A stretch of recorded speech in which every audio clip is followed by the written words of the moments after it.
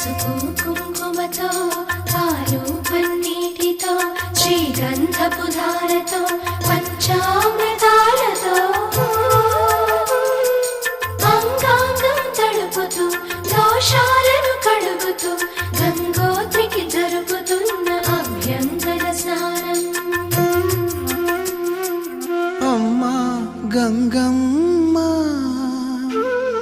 కృష్ణమ్మకు చెప్పమ్మా కష్టం కలిగించొద్దని. యమునకు చెప్పమ్మా సాయమునకు వెనకాడొద్దని. గోదారికి కావేరికి ఏటికి సెలయేటికి కురిసేటి జడివానకి దూకే జలపాతానికి నీతో బుట్టులందరికీ చెప్పమ్మా